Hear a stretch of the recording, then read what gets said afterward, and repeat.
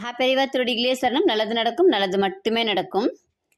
இன்னைக்கு இந்த பதிவில் தீராத பிரச்சனைகள் தீரறதுக்கும், வருமானம் அதிகமாகறதுக்கும், வருமானம் பெருகிக்கிட்டே போகிறதுக்கும் என்ன வழி அப்படிங்கிறத பார்க்க போகிறோம். ஒரு நாள் மகாபெரிவாவை பார்க்க மடத்தில் ஒரு பெரிய கியூ நிற்கிது. ஒவ்வொருத்தராக பார்த்துட்டு போய்கிட்டே இருக்காங்க.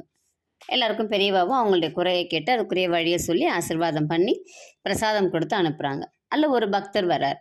வந்த உடனே என்ன சொல்கிறாருன்னா, பெரியவா எனக்கு தீராத பிரச்சனையாக இருக்குது, படபடன்னு கொட்டிடுறார். பெரியவா என்னால் அந்த பணப்பிரச்சனையிலேருந்து வெளியில் வரவே முடியல. நான் 10 ரூபாய் சம்பாரிச்சேன்னா எனக்கு 12 ரூபாய் செலவாகுது. நான் 2 ரூபாய் அதிகமாக கடன் வாங்குறேன். திரும்ப நான் கடன் வாங்கிக்கிட்டே இருக்கேன். எனக்கு பத்தவே இல்லை பெரியவா அப்படின்னு சொல்லிட்டு அவர் சொல்கிறார். நிறுத்து, உனக்கு என்ன பிரச்சனை? பணம் சம்பாதிக்கணும், அவ்வளோதானே, அதுக்கே இவ்வளோ கஷ்டப்படுற அப்படின்னு சொல்லிட்டு பெரியவா கேட்குறாங்க அந்த பக்தர்கிட்ட.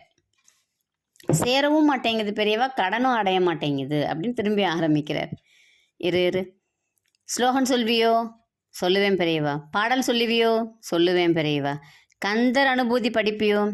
51 பாடல் எனக்கு மனப்பாடமாக தெரியும் பெரியவா அப்படிங்கிறார் அந்த பக்தர். சரி, அப்போ 51வது பாடலில் கடைசி வரியை மட்டும் சொல்லு பார்க்கலாம் அப்படிங்கிறார். பெரியவா எனக்கு தெரியும் அப்படிங்கிறார். பரவாயில்ல சொல்லு. குருவாய் வருவாய் அருள்வாய் குகனே. அதுக்கு அர்த்தம் என்ன? அர்த்தம் தெரிஞ்சு படிக்கிறியோ? குருவா எனக்கு அருள் புரியணும் அப்படிங்கிறது தான் பெரியவா அர்த்தம் அப்படின்னு சொல்லிட்டு பெரியவா கிட்ட அந்த பக்தர் சொல்கிறார். இது ஒரு அர்த்தம். இன்னொன்று, குருவாய் வருவாய் அருள்வாய் குகனே. வருவாய்னா என்ன?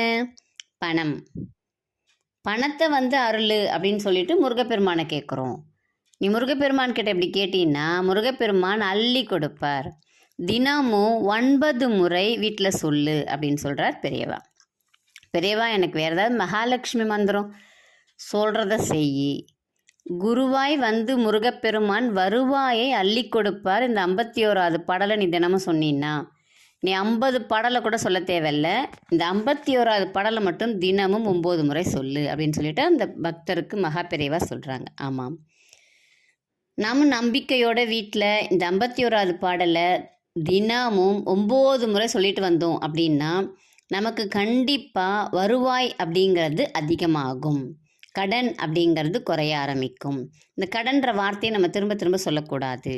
நம்ம பணம் கொடுக்க வேண்டியது குறைய ஆரம்பிக்கும், வர வேண்டியது அதிகமாகும். இதுதான் மகா பெரியவா அன்னைக்கு அந்த பக்தருக்குரிய அறிவுரை. இன்னைக்கு நம்மளால் சொல்ல முடியல, நமக்கு சொல்ல நேரம் இல்லை அப்படின்னு நினைக்கிறீங்களா? கலை ஏஞ்சி இந்த கந்தர் அனுபூதியில் இந்த 51வது பாடலை மட்டுமாவது ஒலிக்க விடுங்க. ஃபுல்லாக அது ஒலிக்கட்டும், அது நல்ல எதிரொலிக்கட்டும். அப்போ கண்டிப்பாக இந்த வருவாய் அப்படிங்கிறது அதிகமாகும். ரொம்ப எளிமையான வழி செய்து பலனடையுங்கள்.